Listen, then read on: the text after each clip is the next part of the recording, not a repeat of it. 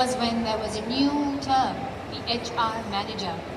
She was as young as I was, and if I went to make a complaint to her, she was answerable to my boss. First one is, I think today she didn't have the right to hire and fire. She did not have the right to take the complaint further. She just had the right to accept my complaint. So it was very hard for me. When I was very young, I didn't know what to do. And as I said, until I interviewed him, I didn't even know there was bullying. If you know that you're being bullied, where do you go? And whom do you talk to? Within the organization, outside the organization. Precautions. Now,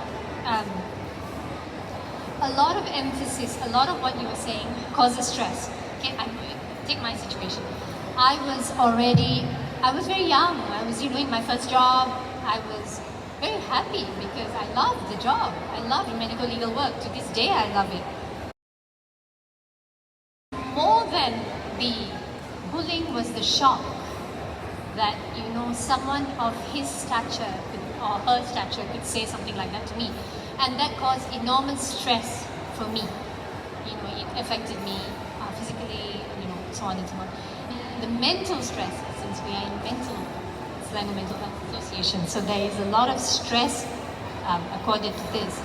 And I am aware that today there are a lot of programs available, there are a lot of resources available. Going to see a psychologist, going to see a counselor is really quite the norm.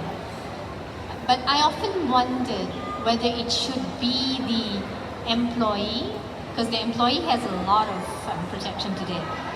So in your question, going back to yours, that in a small organization, employees have a lot of avenues. What about the employer?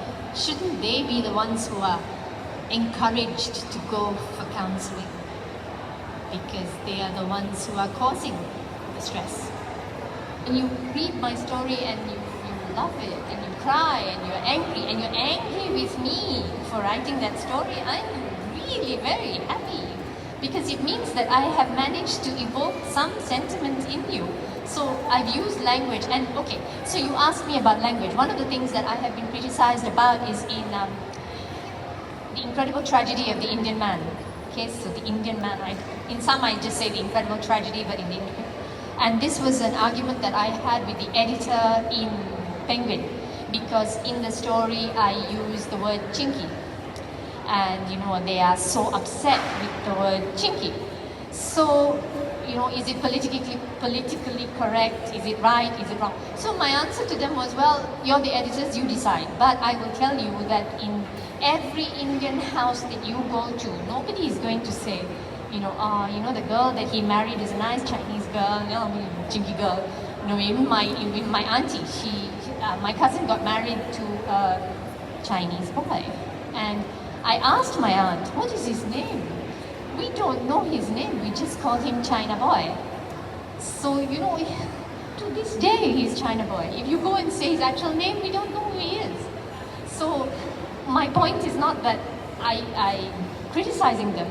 If you want me to write a story that is authentic, how am I supposed to write authentic dialogue if I do not use and say what you write and say?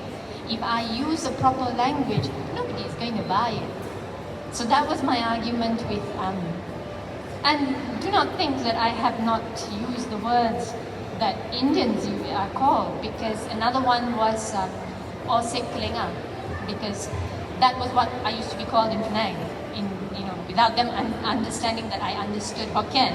So Osek is, it's not dark colored, it's not dark pale, it's black colored Keleng. So if I don't use Osek Kelenga lang, you're not going to know that this is a Penang term. The moment I put it in language, in the dialogue, it sets the setting. So my job as a writer is to make my story as authentic, as truthful, and so on and so forth.